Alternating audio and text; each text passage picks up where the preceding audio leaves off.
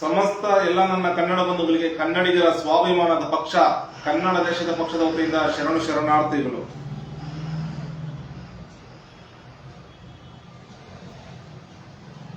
ನಮ್ಮ ಕರ್ನಾಟಕ ದೇಶದಿಂದ ಹಾಗೂ ತಮಿಳು ದೇಶದಿಂದ ಆಗಿರ್ಬೋದು ಅಥವಾ ತೆಲುಗು ದೇಶದಿಂದ ಆಗಿರ್ಬೋದು ಅಥವಾ ಇನ್ನಿತರ ಹಲವಾರು ದೇಶಗಳಿಂದ ಇಡೀ ಭಾರತ ಒಕ್ಕೂಟಕ್ಕೆ ತೆರಿಗೆ ಹೋಗ್ತಾ ಇದೆ, ಕಂದಾಯ ಕಟ್ತಾ ಇದ್ದೀವಿ.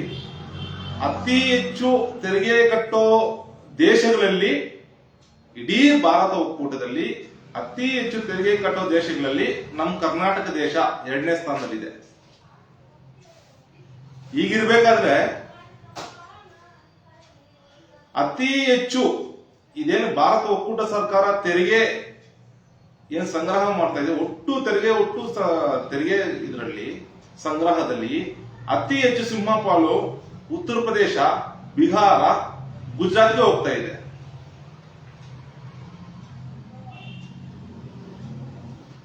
ಇಡೀ ಭಾರತ ಒಕ್ಕೂಟದಲ್ಲಿ ತೆರಿಗೆ ಕಟ್ಟೋದ್ರಲ್ಲಿ ಭಾರತ ಒಕ್ಕೂಟ ಸರ್ಕಾರಕ್ಕೆ 2ನೇ ಸ್ಥಾನದಲ್ಲಿ ನಮ್ಮ ಕನ್ನಡ ದೇಶ ಇದ್ರೂ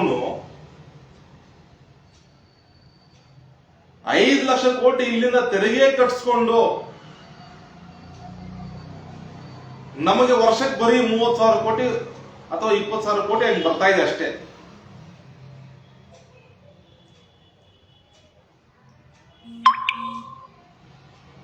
ಮೊನ್ನೆ ಭಾರತ ಒಕ್ಕೂಟದ ಪ್ರಧಾನಮಂತ್ರಿಗಳೇ, ನೀವು ಗುಜರಾತ್ ಮಾತ್ರ ಪ್ರಧಾನಮಂತ್ರಿ ಆಗಿಲ್ಲ ಅಥವಾ ಉತ್ತರ ಪ್ರದೇಶದ ಪ್ರಧಾನಮಂತ್ರಿ ಆಗಿಲ್ಲ, ಬಿಹಾರ ಪ್ರಧಾನಮಂತ್ರಿ ಆಗಿಲ್ಲ, ಇಡೀ ಭಾರತ ಒಕ್ಕೂಟದ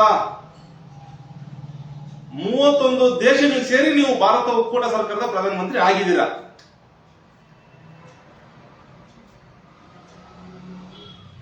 ಈಗಿರ್ಬೇಕಾದ್ರೆ ಯಾವುದೇ ಒಂದು ದೇಶಕ್ಕೂ ಇಡೀ ಏನ್ ಭಾರತ ಒಕ್ಕೂಟ ಇದೆಯಲ್ಲ, ಯಾವುದೇ ಒಂದು ದೇಶದಲ್ಲಿ ಯಾವುದೇ ಒಂದು ದೇಶಕ್ಕೆ ಆಗಿರಬಹುದು ಮಲತಾಯಿ ಧೋರಣೆ ಮಾಡೋದು ಸರಿಯಲ್ಲ.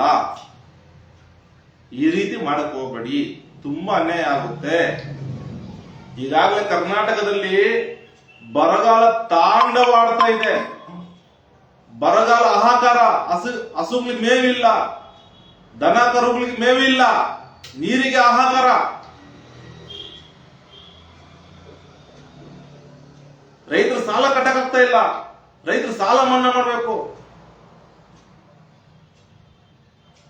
ಇಂತಹ ಪರಿಸ್ಥಿತಿಯಲ್ಲಿ ಬರ ಪರಿಹಾರ ಅಂತ ಹೇಳ್ಬಿಟ್ಟು ಕರ್ನಾಟಕಕ್ಕೆ ಇದುವರೆಗೂ ಬಿಡುಗಾಸು ಕೊಟ್ಟಿಲ್ಲ ಅಂತ ಹೇಳ್ಬಿಟ್ಟು ಕರ್ನಾಟಕ ಸರ್ಕಾರದವರು ಹೇಳ್ತಾರೆ.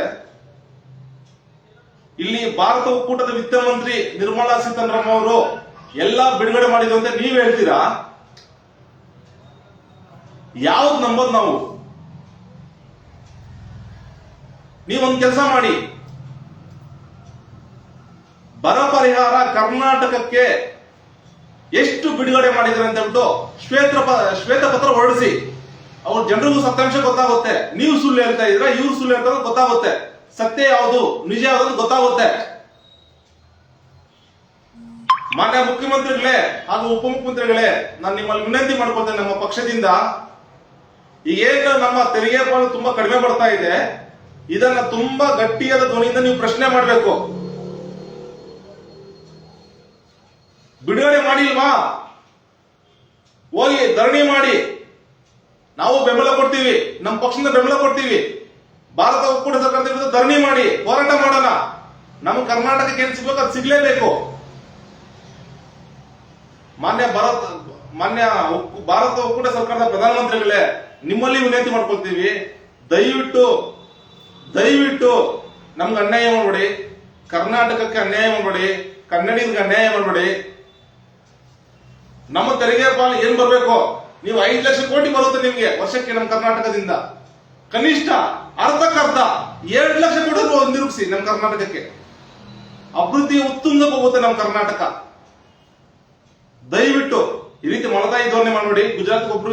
ಬರೀ ಗುಜರಾತ್ ಅಷ್ಟೇ ನೀವು ಪ್ರಧಾನಿ, ಅಥವಾ ಉತ್ತರ ಪ್ರದೇಶ ಮತ್ತೆ ಬಿಹಾರ್ಗೆ ಅಷ್ಟೇ ಅಲ್ಲ, ಇಡೀ ಭಾರತ ಒಕ್ಕೂಟ ಪ್ರಧಾನಮಂತ್ರಿ ಆಗಿದ್ದೀರಾ. ನಮ್ಮ ಕರ್ನಾಟಕಕ್ಕೆ ಯಾವುದೇ ರೀತಿ ಅನ್ಯಾಯ ಮಾಡಬೇಡಿ. ದಯವಿಟ್ಟು ಯಾವುದೇ ರೀತಿ ಅನ್ಯಾಯ ಮಾಡಬೇಡಿ. ಸರಿ ಮಾಡಿ, ಈ ಅನ್ಯಾಯ ಸರಿಪಡಿಸಿ ಎಲ್ಲ ಭಾರತ ಒಕ್ಕೂಟ ಧರ್ಮವನ್ನು ಪಾಲನೆ ಮಾಡಿ ಅಂತ ಬಿಟ್ಟು ನಿಮ್ಮಲ್ಲಿ ಕಳಕಳಿ ವಿನಂತಿ ಮಾಡ್ಕೊಳ್ತೇನೆ. ಜೈ ಕನ್ನಡಾಂಬೆ, ಜೈ ಕನ್ನಡ ಧರ್ಮ, ಜೈ ಕನ್ನಡ ದೇಶ. ಶರಣ ಶರಣಾರ್ಥಿಗಳು.